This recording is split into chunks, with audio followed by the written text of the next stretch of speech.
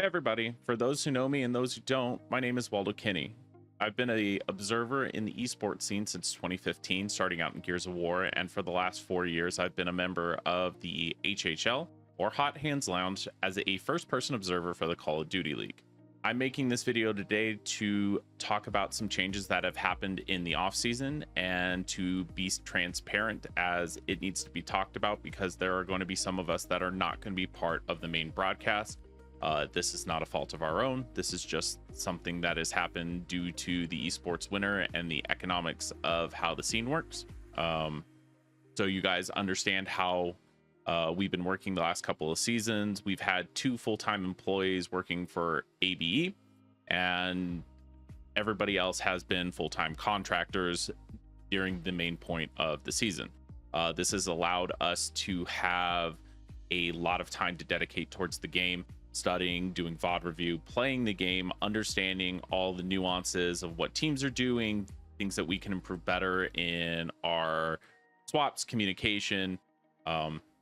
If anybody has heard us, or any of the pro players walk behind us during a broadcast, we communicate like we are a team playing the game, just so that we can be hitting all the right strides, all the right narratives during the game. And we put a lot of work in to being the best observer team for Pro Call of Duty that we possibly could have been. We've been nominated for 3 sports Emmys. We've yet to win, but I hold that as a pretty great achievement for us, especially from a bunch of people that came from all different scenes coming together for Call of Duty to show off what this esports has to offer. I do want to apologize real quickly if I repeat myself at any point during this video. I've been trying to do a clean cut. I'm super emotional about this. It's really hard to talk about, but if I don't talk about it, I don't know who will. One of the biggest things that I believe in life is being transparent, and there are good people that deserve to be working in this space that no longer have their jobs, and it sucks. To go back a little bit and fill in more of the stories so you guys have some context of how the off season went and where these decisions came and how we found out about them. I want to take a break here and at least acknowledge something that was awesome about the end of last season at Champs. Shout out the New York Subliners. Thank you for winning from the losers bracket run. I have been observing the away team for the past 4 years, and at Champs they just haven't won. And honestly, I didn't know if I was ever going to be on the winning side of Champs. I would always come into Sunday hoping for the best, and it would just end up miserable, and I'd kind of be in a little bit of a foul mood because of it, just because you just want the matches to be great. You just want to have great moments and to feel like you're doing your part to observing the best part of the broadcast. And I finally got to be able to do that at Champs. Thank you for letting me be a part of that AB, and showcasing that it's going to be one of the highlights of my career. It was such a great moment to be able to capture everything that happened for everybody, not only in the arena but at home. I will never forget that. So after Champs, we had some meetings and some discussions. The discussion by the team we came to consensus that we're going to leave our contracts a week early so that we had the potential of coming back sooner, because at that time we believed we would be. I kind of wish that we didn't do that at that time, because that was a lot of money we left on the table that we could have just had. Shortly after Champs, AB had a bunch of full-time employees let go, and they did another downsizing. We didn't expect that we would be suffering any repercussions of that, but we came to find out later that it would impact us.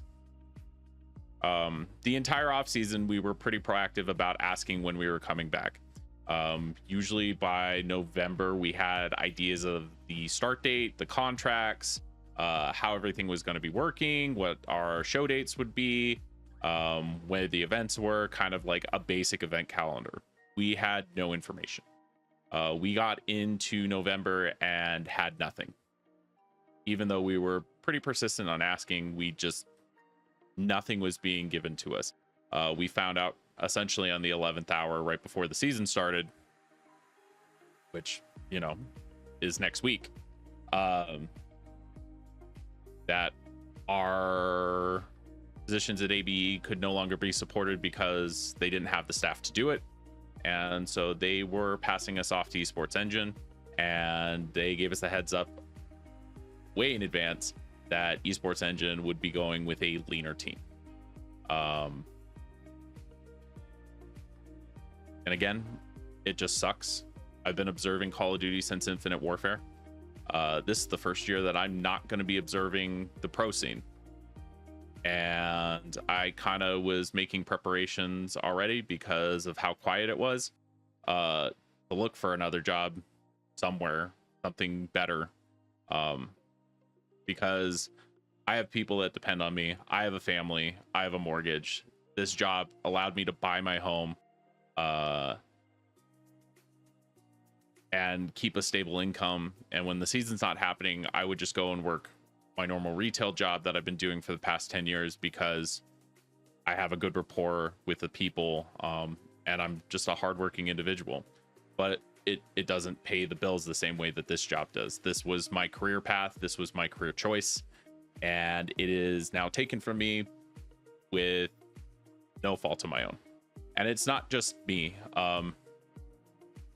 The other two members of the team that are free agents with me are the cleaner, who is the Michael Bay of the HHL.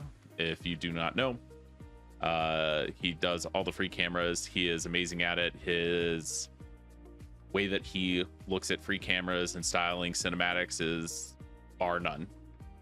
And then my observing partner for the last 3 years has been Shane. All the plays that have happened on the away side of the screen have been us two comboing together, working together in tandem, trying to catch all of the key moments. And honestly, I wouldn't have it any other way. He has been a great observing partner. I also love doing challengers with him. We had a lot of great moments. But yeah, we are now free agents.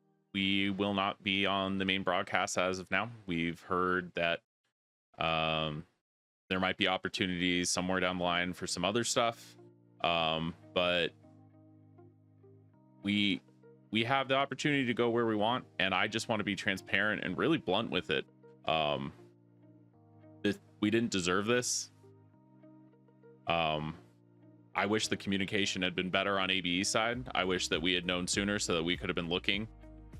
We were stuck in a holding pattern for 5 months with no knowledge of what was going to happen. And honestly, if this decision was made earlier, they should have told us, because we could have been in a much better spot. People could have been looking for jobs and not just hoping that the jobs that we had depended on and counted on for the last 4 years were just going to be gone. There are some HHL members that will be observing.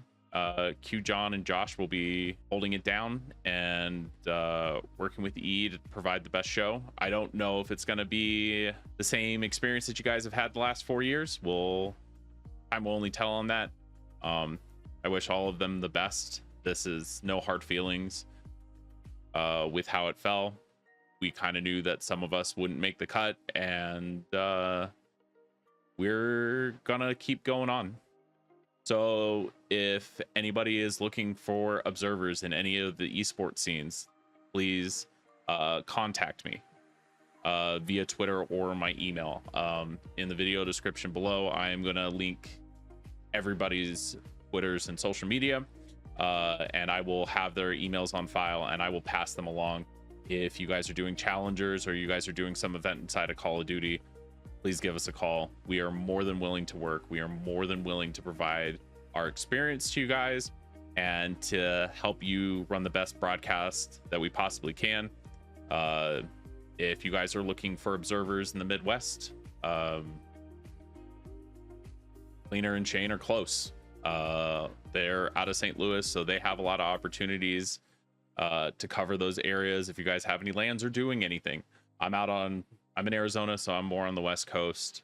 I know Arizona doesn't have a lot of COD tournaments, but if anything on the West Coast opens up, let me know. I'm more than willing to travel and work. Aside from that, I just want to thank the HHL. You guys have been great. You guys are like a brotherhood. We have been together through thick and thin. I know that we have moments where we butt heads, but we have always put aside our differences for what's the good of the broadcast and the good of the team. And I honestly will love you guys forever. I am deeply saddened by the fact that I am stuck on the outside, going to be watching through the looking glass this year. All